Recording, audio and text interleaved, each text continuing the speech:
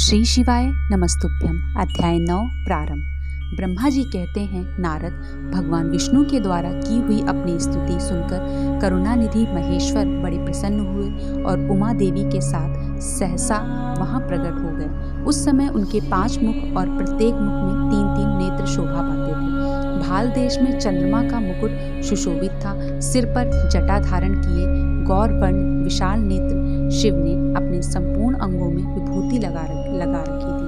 उनके 10 भुजाएं थी। कंठ में नील चिन्ह था। उनके श्री अंग समस्त आभूषणों से विभूषित थे। उन सर्वगुण सुंदर शिव के मस्तक भस्मय त्रिपुंड से अंकित थे। ऐसे विशेषणों से युक्त परमेश्वर महादेव जी को भगवती उमा के साथ उपस्थित देख मैंने और भगवान विष्णु ने पुनः प्रिय वचनों द्वारा उनकी स्तुति की। तब पापहारी करुणा कर भगवान महेश्वर ने प्रसन्नचित होकर उन श्री विष्णुदेव को श्वास रूप से वेद का उपदेश दिया।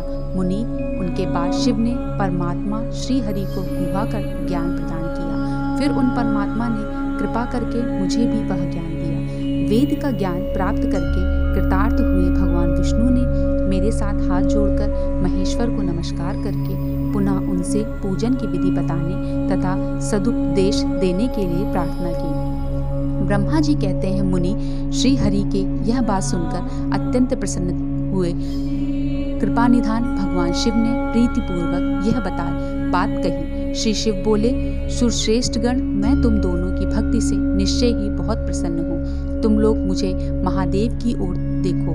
इस समय तुम्हें मेरा स्वरूप जैसा दिखाई देता है वैसे ही रूप का प्रयत्न पूर्वक पूजन चिंतन करना चाहिए। तुम दोनों महाबली हो और मेरे स्वरूप भूता प्रकृति से प्रकट हुए हो। मुझे सर्वेश्वर के दाएं बाएं अंगों से तुम्हारा आविर्भाव हुआ।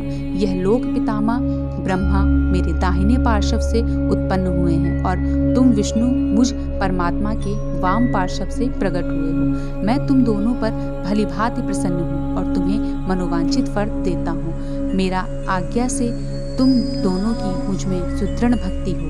ब्राह्मण, तुम मेरी आज्ञा का पालन करते हुए जगत की सृष्टि करो और वत्स विष्णु, तुम इस चराचर जगत का पालन करते रहो।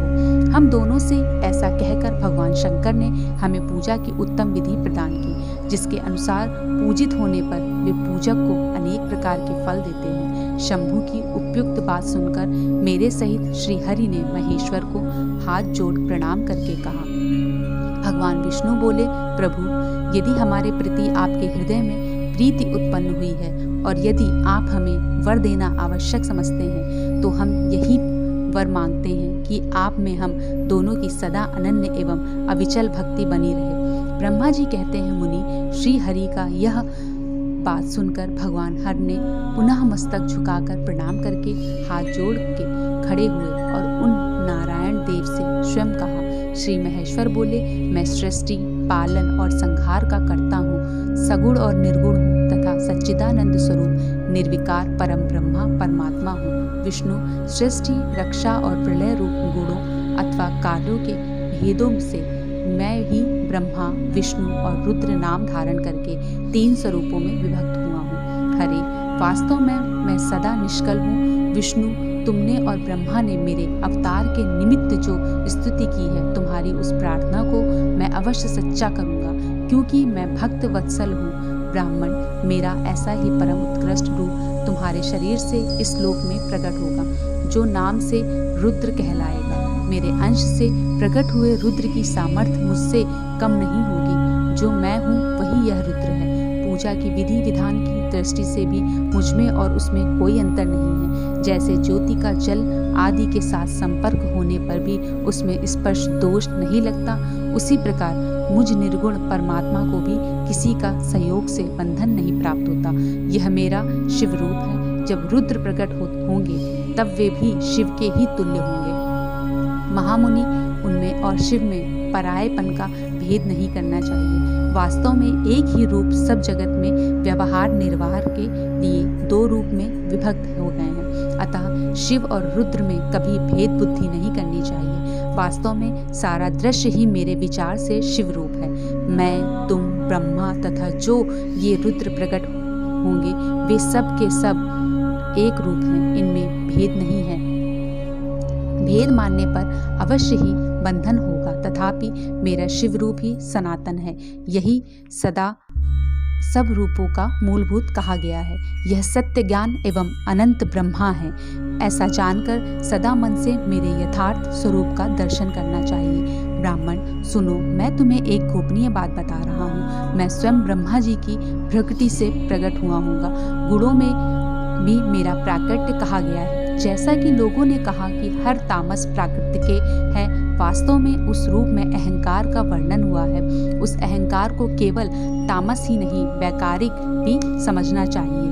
यह तामस और सात्विक आदि भेद केवल नाम मात्र का है, वस्तुतः नहीं है। वास्तव में हर को तामस नहीं कहा जा सकता।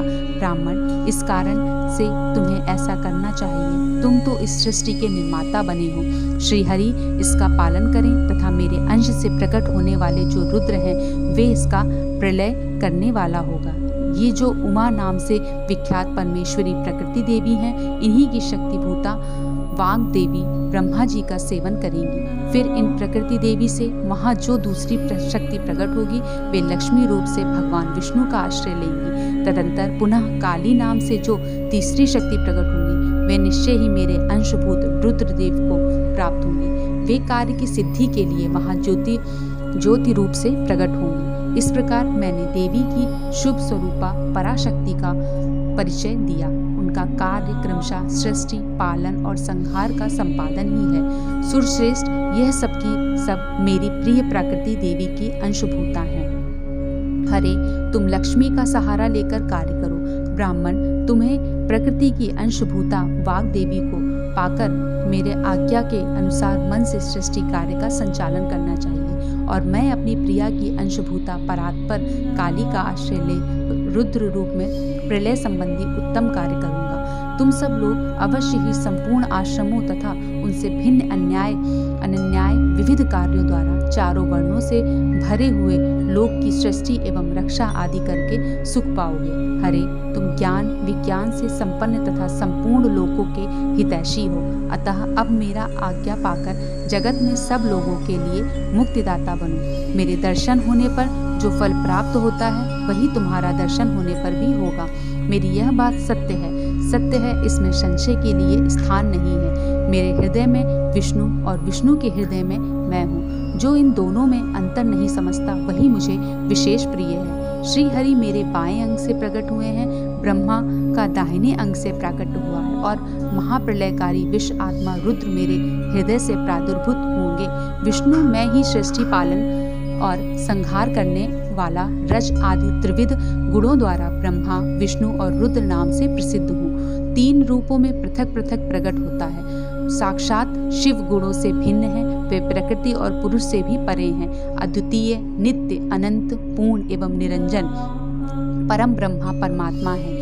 तीनों लोगों का पालन करने वाले श्री हरि भीतर तमोगुण और बाहर सत्व गुण धारण करते हैं। त्रिलोकी का संहार करने वाले रुद्रदेव भीतर सद्गुण और बाहर तमोगुण धारण करते हैं, तथा त्रिभुवन की सृष्टि करने वाले ब्रह्मा जी बाहर और भीतर से भी रजोगुणी ही हैं। इस प्रकार ब्रह्मा, विष्णु तथा रुद्र इन तीन देवताओं में गुण है, परंतु शिव गुण अतीत माने गए हैं। विष्णु में तुम मेरी आज्ञा से इन सृष्टिकर्ता पितामह का प्रसन्नता पूर्वक पालन करो। ऐसा करने से तीनों लोकों में पूजनीय हो जाओगे।